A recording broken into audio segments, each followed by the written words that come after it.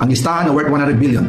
Tinanong ko po si Yusek Adrian kung saan galing ang listahan. Ang sagot niya, galing kay PBBM mismo. Kausap umano ni Yusek Bersamin si Budget Secretary Amena Pangandaman at former House Speaker Martin Romualdez sa pagpapatupad ng anyay utos ni PBBM na magsingit ng 100 billion pesos na infrastructure projects. Narinig nyo ba na nag-deny si E.S.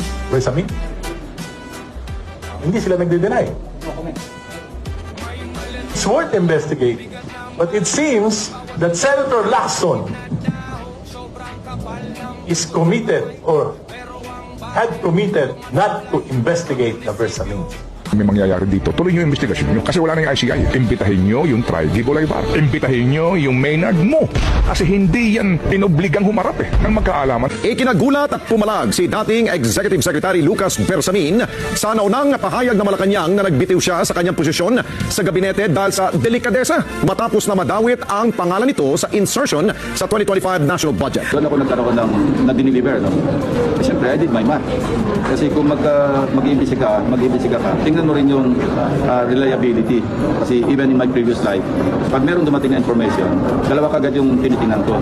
Yung credibility ng source or sources at saka yung credibility ng information itself. Senator Lacson sat down. He no longer has the floor. Mr. President. Senator, the majority leader. Yes, para wala na daw gulo, di pa nalaking gulo. Binulungan ako ni Senator Lacson. Yes daw. Kailan po kaya, Mr. President, mag-uumpisa? Ay, hindi ko na po alam yun.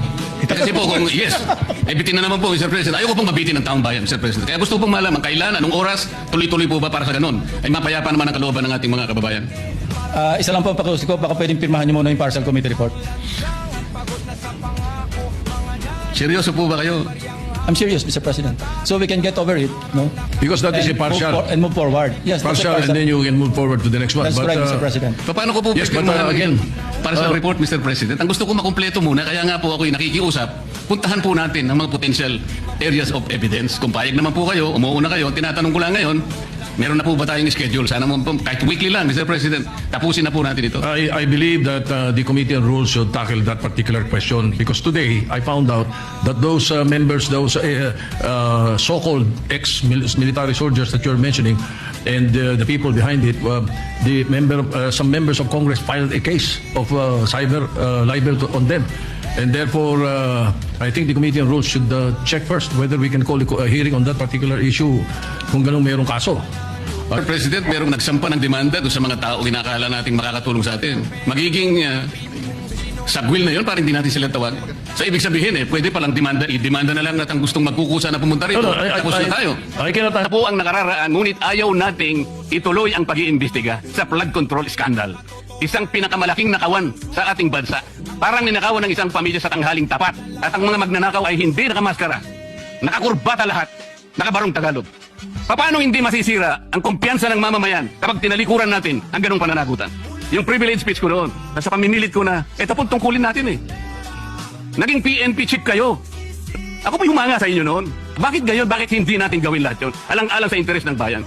Kaya po tayo sumadsad ngayon dahil yung pananagutan na yun, pinipilit po nating pigilin. Ang dami po nating pinagtatakpan. The partial committee report is submitted or filed with the Bills and Index Division, and until after I have sponsored the partial committee report, I'm not yielding the floor. Mr. President, that is very highly unusual.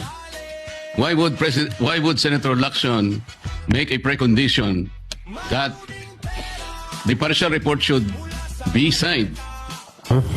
Si Yusek, Tri-G Boulevard, itong sinasabi niyo dito, ito yung pagkukwento niya doon sa plenary. Yes. Plenary debates. Inuulit ko lang. Nagpalitan pa ng armor card, sabi niya, sa basement ng Diamond Hotel. Dahil nung panahon na yon, 2 billion ang diniliver ni diniliver ni Bernardo kay Tri-G. At ang pagde-deliver ng 8 billion na ito ay halos 10 instances, sabi niya. Wow. Ngayon, nagtataka ako. Napakatinding akusasyon ito. Mabigat yun. 100 billion, ni-name drop mo ang pangalan ng Pangulo ng Republika. At nakakuha kayo doon sa hinandel lamang niya sa pagkakataon na yon, sapagkat marami pang iba, 8 billion pesos na ultimately daw ay napunta kay Adrian Bersamin. Ngayon, bakit hindi mo ipatawag? Bakit ka ako doon sa report mo, yung pangalan ni Adrian Bersamin, wala. Wala nga.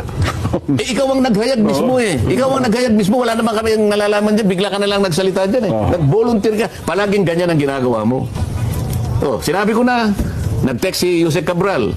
Sinabi niya, 67 ang contractor na kongresista. 11 contractors, hindi niya pinatawag. O, pagkatapos ito, si Adrian Bersamin, sinabi niya uli, hindi na niya pinatatawag. Ano bang gusto mong gawin? Puro ka lang ba parang comics ka lang? Alam mo? Na 100 billion, sinasabi niya na utos daw ng Pangulo na isingit sa BICAM. Your Honor and I, both of us, went through the list independently or separately. And you and I agree na totoo yung listahan ng 100 billion pesos. Talaga nasingit sa BICAM.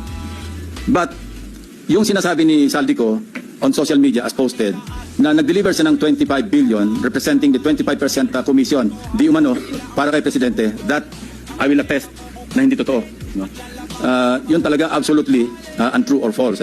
Untrue or completely false. Why? Because last Sunday, I received a call from the camp of former Undersecretary Roberto Bernardo. Kaya sila kapag generate ng maraming pundo ng mali-maleta, bawat contractor na kukuha, nagbabayad ng 25%. At binabayaran kagad. Umpisan pa lang, bayad na. Git pa ni Singson, nationwide na naging kalakaran sa mga proyekto kaya naipon ng malaking pondo. Hindi yung nagda-down lang, bayad lahat. Kaya naibibigay nila kagad yung 25%.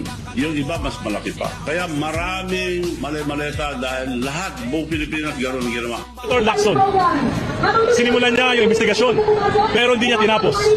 Ang balita ko pa, mukhang may deal na siya. Kaya ayaw niya ipatawag yung mga Bersamin. Ayaw niya ipatawag yung mga sundalo, yung mga Marines, na siyang makapagbibigay ng katuldukan dito sa pinakamalaking korupsyon sa ating bansa. Nakausap ko mismo yung pinsan ni Adrian Bersamin, si Mayor Nene, na dating Chief of Staff ni Lucas Bersamin. At sinabi nila, involved si Presidente. Sa katunayan, si Adrian Bersamin daw may hawak pa 1.2 billion na nasa kanya. Sobra doon sa mga nakuha kay Bernardo at sa iba't iba pang mga ahensya ng gobyerno. Bakit hindi ipatawag ni Senator Lacson, yung mayor ng Taal, Batangas, dating Chief of Staff ni Lucas Bersamin? Bakit hindi patawag si Lucas Bersamin? Bakit hindi patawag si Adrian Bersamin? Nalulungkot ako, Senator Lacson, parte ka na ba ng cover-up? Sabi, nakipagsabuatan si Senator Lacson sa administrasyon para iporma laban kay Jinggoy, kay Cheese, kay Joel, etc. Mas gusto niyang proteksyon ng mga congressmen kaysa sa mga senador. Kaya kayo nung binanggit ni Bryce Hernandez ang Senator Jinggoy at Senator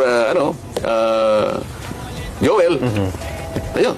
Pinotektahan si Hernandez. Si Hernandez ang nakaproteksyon ngayon. Sinabi ko, teka muna, bakit ka ako nasa krami? O di nagtalo-talo kami. Ay siguro, alam nila, hindi nila mapangangatwiran. Pumaba siya. Kaya ko lang naman ginawa yun. Sabi niya mamaya kapag tayo ang nanghiram, hindi rin tayo pahiramin. Sabi ko, hiraman ba to? Yun nga punto, yun ang lumabas sa iyong pagpupulong sa. Pero sinabi ko sa kanya, okay naman hindi tayo pahiramin. Marami naman tayong... Meron man talaga na binigay sapat kami, wala kami hawak eh. Ganun ba? Yung sana ang pagbabasihan ng aking pagtatanong. Ito ba nakakatawa, Jen, Nelson? Nung ako magtatanong sa kanila, iba na yung sumasagot. Alam mo ba kung sino yung sumasagot? Ayun nga. Hindi, sino yung sumasagot? Isa lang, production niya lang, di nagpatuloy ako. Pagtanong ko ulit, siya na naman ang sumagot. Pangatlo, siya na naman ang sumagot. Nakalima ako ng tanong, 5 sumagot. Sasabihin ko sana sa kanya, teka muna, Ping. Dapat sumumpa ka muna eh. Kasi ikaw sumasagot eh, pero hindi ka pa sumumpa eh. Pero hindi nyo ginawa. Hindi ko ginawa eh. Bilang paggalang. Bilang paggalang ko sana sa kanya, pero hindi wala nang kagalang-galang eh. At ang gusto niyang igalang, yung mga taong kasangkot dito sa pagnanakaw na ito. Ayon doon sa mga testimonya. Wala muna ako, gusto ko nga makumpleto muna bago tayo magsalita ng tapos eh. Gusto niyang igalang ang mga taong itinuturo ng maraming testimonya kaysa sa taong bayan. Dito mo makukonfirm na itong si Soto at itong si Lacson, tuta talaga ni Marcos yan. Binanggit na yan ilang beses yung pangalan ni Yusek Bersamin. Anong ginawa ni Lacson? Wala. Hindi man lang pinatawag. Hindi man lang, alam mo yon, again, let's give the benefit of the doubt dito sa tao na ito. To be fair, okay, let's give the benefit of the doubt sa tao na ito. Pero ilang beses nang binanggit yan. Lacson, ba't hindi mo ipatawag yan sa Blue Ribbon?